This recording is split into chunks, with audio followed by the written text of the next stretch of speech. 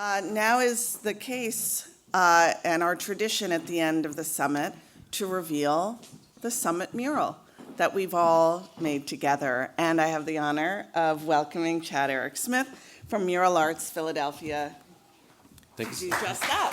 Thanks so much. Good afternoon, everyone. My name is Chad Eric Smith. I am the Director of Communications and Brand Management at Mural Arts Philadelphia, which is the largest public art program in the country. For over 35 years, our organization has existed to provide transformative experiences, progressive discourse, and economic stimulus to the city of Philadelphia through participatory public art that beautifies, advocacy that inspires, and educational programming and employment opportunities that empower. We truly believe that when it comes to some of our most intractable issues, some of our most challenging issues, that creativity and innovation can really move the needle and make a difference. And so that is why we have so much public artwork in the city of Philadelphia. That's why Philadelphia is known as the mural capital of the world.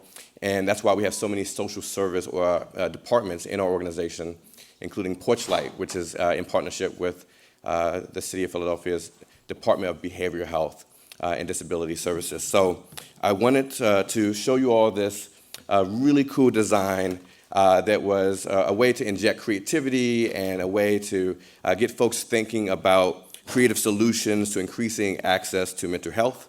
You all had the opportunity to participate with art kits that were provided. I want to give a big shout out to our artists, Marco Torrado, J.C. Zerby, and Priscilla Bell Lamberti. They're standing in the back. Shout out to them.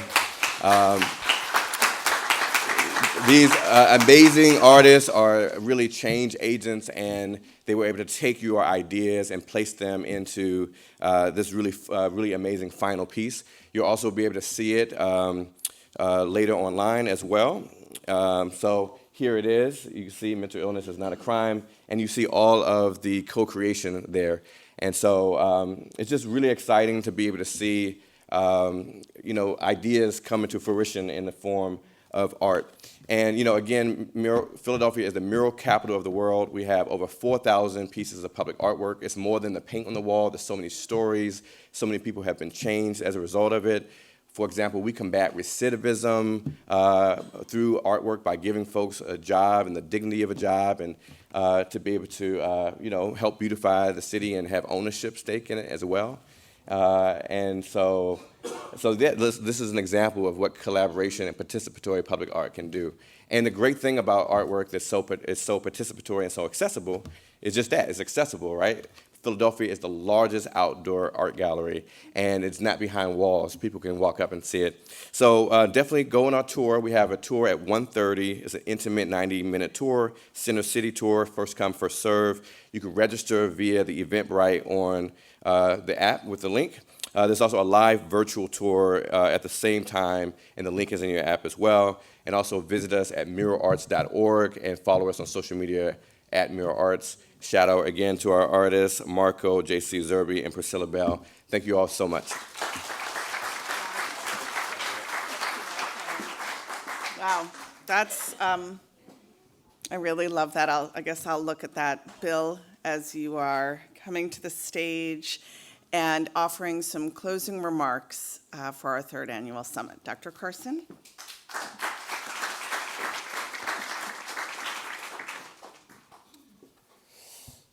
Been quite a ride. So I'd like to thank everybody for bringing their best selves to this meeting. I'm excited about the fourth Sozosei Summit. And most importantly, I think Melissa and I constantly have the conversation about feedback. It is incredibly important for you to provide us with the feedback about the meeting. What did you like? What did you not like? What should we do more of? What should we do less of? That's going to be really, really very helpful. Remember, we want Sozosei to be a big tent.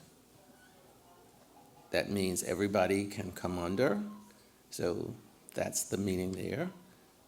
We we are absolutely 100% agnostic. The way I use that word and think about that word is I am not at all interested in a single solution with regards to decriminalizing mental illness. And no one has a stranglehold on a solution. And if we don't have a big tent and we don't invite everyone in, we're likely to miss the solution because it is going to be, I'm sure of this, it is going to be something that's unexpected. And so I would encourage you to listen, think, and invite, bring in people who are in this space and who are working hard with regards to decriminalizing mental illness. The next thing, which is incredibly important, is data-driven or evidence-driven. A random thought about what we should do is just that, a random thought about what we should do. I'm interested in hearing about it, but I want to make sure that your random thought has evidence attached to it. Does it keep people from being taken to prison because they have a psychiatric illness? So I'll end there. I'm glad that we were able to bring you the thoughts that we've been working with Gray on. And we're going to continue that discussion. I'm looking forward to hearing where and what they think about what we're doing. And with the input, and thank you all for all of your input today. However, I want you to think about, as you go home, that we were not interested in a destigmatization campaign. Everybody's doing a destigmatization campaign. And from my perspective, I don't think any of them are working. There's no evidence attached to it. And it's just everybody's belief system. So, prove me wrong, show me one that has evidence attached to it. I'm happy to listen to it. What we're interested in is a decriminalization of mental illness campaign. They're not the same thing. So we're interested in making sure that people who have mental illness are not taken to jail for their mental illness, are not treated in jail for their mental illness. So that is what we're talking about. As a psychiatrist, I cannot tolerate the idea that all of us are complicit in allowing that to happen. All of us are complicit. And I pick my words carefully because every time I walk past a person, I had to catch myself going to the hotel because there was a homeless person in front of the school as I was passing by. And I really had to control myself because I almost started to cry. And the reason that I was so emotional is it is so unnecessary. I would rather, and it's a hard thing to say, if he had renal failure, he would have treatment. And I come back to it. Why is the kidney a more favored organ than the brain? Why is that? And I'll leave you with that as a thought. So thank you very much, and I look forward to seeing you all next year.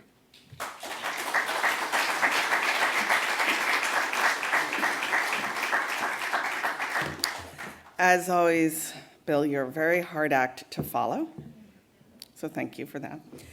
I just have a few words to share. I opened the summit on day one with sharing 3 themes that I saw. The first was the creativity that comes into this space. And so I just want to allow us, if we could show the mural once more, thank you, friends, to just enjoy that. And the colors and the vibrancy and all of the art that has been around us for the last few days, because that is a gift. I try to do something creative every day, and sometimes I do it and sometimes I don't. But the days that I do, I feel so much better. So bring your colored pencils home with you, please. The second theme is around curiosity. And I'm leaving this summit feeling so curious about so many things. I'm thinking a lot about young people. This summit caused me to remember my first internship during law school, when I went to work at the Juvenile Rights Division of the Legal Aid Society in New York. And I was in their civil division, and they were suing the state of New York for feeding young people who were incarcerated. I never like saying they're in detention. Call it what it is. It's a prison full of children.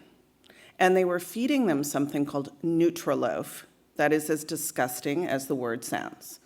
And so the Legal Aid Society was suing. You can't feed children this sort of brown mass of gelatinous stuff 3 meals a day. And my job as this, younger person was to meet with the kids across the state and take their testimony about what they were eating. That is a very quick question when you're being fed Nutriloaf. What are you eating every day? Nutriloaf.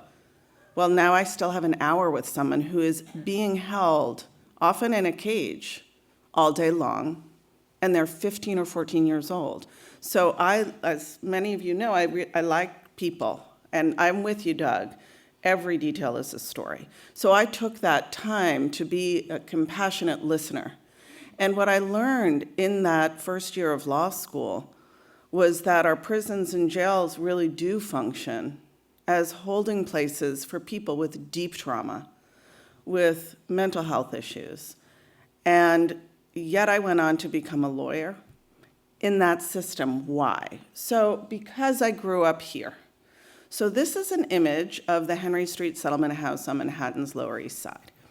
My late father was the executive director. And so I spent the first decade of my life surrounded by an impactful, effective social service agency. Now, what did I take from that? That everyone was getting these great services, because that's literally what I saw as a kid every day. Social workers lived on that second floor. They were compassionate and kind. And my father was a real nonprofit entrepreneur. So he created all sorts of projects, the first family homeless shelter, a partnership with UPS so that returning citizens could become UPS drivers, and on it goes. So, maybe I was not the brightest bulb in the chandelier, but I was like, this is happening everywhere. What a good world it is. And things like this were happening. That's my dad on the right. I did not inherit his ears. And that's other things, though, yes. His sense of humor, sure. And that, of course, is Bobby Kennedy. And so there's something profound to me as the adult daughter of this man, my father, that yesterday, 2 days ago, I welcomed Patrick Kennedy.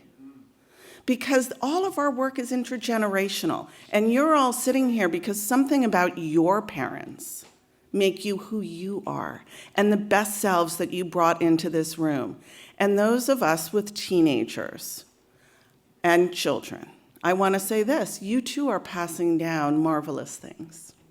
And that is the next generation of this movement. So keep it up. The kids aren't as bad as you think, and I say that because my daughters might be watching virtually. Now, here's the final curiosity, and then I'm going to move to the final C. And that is this. This unattractive building is where I had my first job. This is the Brooklyn Criminal Courthouse. And I was a prosecutor, and then I was a criminal defense attorney. You like how I say that? Like,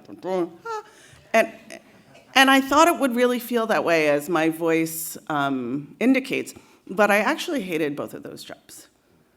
because I was the kid who grew up in a settlement house, right, where anything is possible because you're in the community and you're delivering services that people are asking for and you're doing it really well.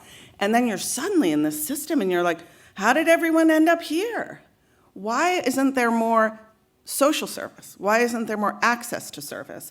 Why is everyone, I felt like a lot of those people who were in the hallways and waiting in their cages and back were the same people who could have been at Henry Street. But they didn't get that. And so here we were in this other system. That was really painful. And so now I can't look at this building, so I'm going to try. That's a nice picture. Okay. So this is and this is a perfect slide, because the third theme we talked about was collaboration. And you know what? I think we did that. I think we achieved that one at this summit, because I heard people saying, you know, I had an amazing experience at breakfast. I met this person, and then I brought them to another table, and now X knows Y, and I think Z is going to happen. And that's where the data and the research comes in, right? So we remain ever in collaboration with all of you. We remain, as always, incredibly grateful to everyone in this room for your hard work, your creativity, your spunk, and your style. Thank you so much for coming, and I will see you next year. Thank you.